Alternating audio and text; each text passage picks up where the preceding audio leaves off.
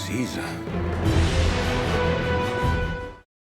Alright, let's get into Spartacus, House of Ashur, Episode 4, because this one really feels like the moment the show clicks into place. Blood and Bone is doing a lot at once. It's about Achillia finally starting to figure things out, Ashur getting knocked down in public and then somehow walking away a hero, and a marketplace scene that explodes into chaos when you least expect it. Welcome back to your nerdy show. I'm your host, Spoiler Master, and in this video we're just going to walk through everything that went down in Episode 4, break down what actually mattered, and talk about why that ending completely changes where this season is heading.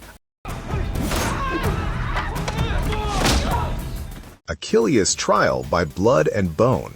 Achillia's storyline dominates much of the episode, and rightly so, because this is where her character finally begins to crystallize.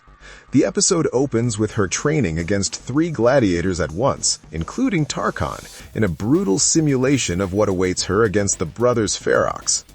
She loses badly, and what makes the scene work is how unglamorous that defeat feels. There's no sudden surge of heroic strength, no moment where she magically matches men who've been training for years. Instead, we see raw talent struggling to find shape.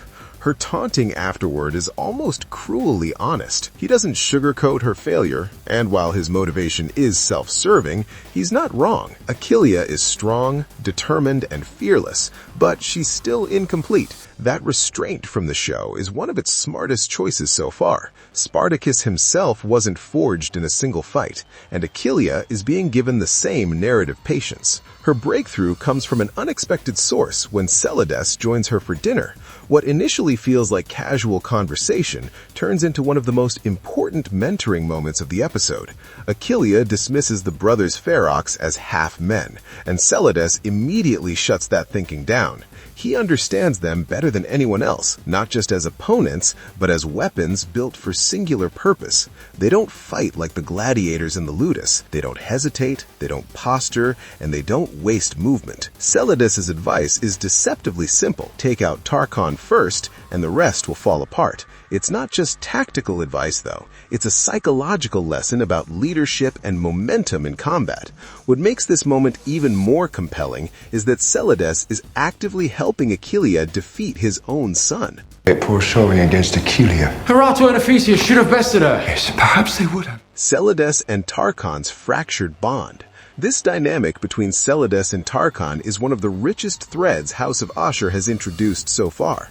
Celidus isn't betraying his son out of cruelty. He's trying to save him. As acting doctore, his loyalty is to the survival and glory of the house above all else, and that includes correcting the very flaws that could get Tarchon killed. When Achillia finally defeats Tarchon and his fellow gladiators the next day, it feels earned rather than triumphant. She applies what she's learned, isolates her target, and dominates the fight. Her taunting Tarchon afterward mirrors the abuse she's endured, and while it's satisfying, it also feels like a line crossed. Victories in Spartacus always come with consequences. Tarchon's confrontation with Celidus afterward is raw and uncomfortable. He accuses his father of betrayal, tries to lash out physically, and ends up humiliated yet again when Celidus effortlessly tosses him into a pool. It perfectly reinforces the point Celidus has been trying to make all along. Rage without control is a death sentence in the arena. Their relationship feels less like a typical father-son conflict and more like a ticking bomb. Tarchon's resentment is growing, and Achillia has unknowingly placed herself directly in its path. Each new day presents fresh choice between them.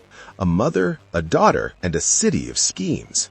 Away from the sands of the Ludus, Blood and Bone gives Claudia Black's Cassudia some of her best material yet. The episode opens with a revealing glimpse into her private life, sharing a bed with one of Opiter's slaves as the two discuss their overlapping schemes.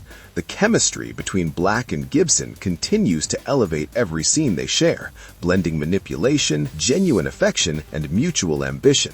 Opiter tries to flatter Cassudia with news of Egyptian linens arriving at the market, subtly steering the conversation toward allowing Ashur's fighters into the Ludi Apollinares. But Cassudia plays her hand with chilling confidence, casually revealing that she believes Chorus may soon die from his wounds. It's a reminder that she knows exactly what she's doing and how much blood is already on her hands. Opiter's reaction sends him running to Ashur's villa, leading to one of the most emotionally layered scenes of the episode. His bath with Chorus strips away a lot of pretense. Opiter finally calls out Chorus's obvious manipulation, but what's surprising is that it doesn't destroy the moment. There's real attraction there, complicated and messy. And when Chorus finally lets his guard down enough to kiss him, it feels earned rather than transactional. At the same time, Cocytia convinces Viridia to leave the house for the first time since her husband's death at Spartacus's hands. This scene is a masterclass in subtle performance. Cocytia isn't scheming here. She's a mother trying to pull her daughter back from emotional isolation. Viridia's grief is still raw, but she agrees, and the two head to the market together, unaware they're walking straight into chaos. Ashur's public humiliation. Ashur's own storyline takes a brutal turn early in the episode when he receives a message supposedly from Crassus, instructing him to prepare for an honored arrival. Ashur is desperate to secure his fighter's place in the games before his patron arrives, but circumstances force him into the city anyway. At the market, he encounters Proculus showing off his warriors to an adoring crowd. Ashur attempts to maneuver a rematch between Achilia and the brothers Ferox, but while Proculus seems open to the idea, the real authority lies with Gabinius. Ashur's attempt to seize the moment backfires spectacularly when the crowd turns on him, pelting him with fruit as the brothers Ferox mock him openly. It's a public humiliation, made worse by the fact that Hilara witnesses it. Ashur's rage afterward is explosive. He tears into his gladiators, projecting his own frustration and wounded pride onto them. The next day, being forced to collect Crassus's luggage alongside Chorus feels like the final insult. Ashur, once again, is reminded how fragile his position truly is. The Marketplace Massacre. Everything changes when Cilician pirates attack the market. The violence erupts without warning, beginning with Horatia being brutally killed in an instant. The suddenness of her death sets the tone for the chaos that follows. Guards and pirates clash amid screaming civilians, stalls are overturned, and panic spreads like fire.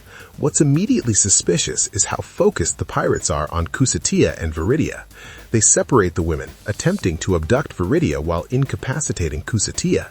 In a rare moment of pure instinct, Cocytia grabs a blade and fights back, only to be knocked unconscious. When the pirates declare they need but one, it becomes terrifyingly clear that this was planned. Ashur and Chorus return to the market just in time to see Viridia in danger. Ashur doesn't hesitate. He charges into the fight, driven by something that feels dangerously close to genuine heroism. Chorus hollows, and the two tear through the pirates with brutal efficiency. The choreography here is some of the strongest the series has delivered so far. Ashur saves Viridia in a moment underscored by romantic tension, but the fight never pauses to revel in it. Chorus is a force of nature, hacking through enemies with the ferocity of a man who refuses to die quietly. When Cocytia regains consciousness and briefly thinks Chorus is about to kill her, only for him to slaughter a pirate behind her instead, it's one of the episode's most effective fake-outs.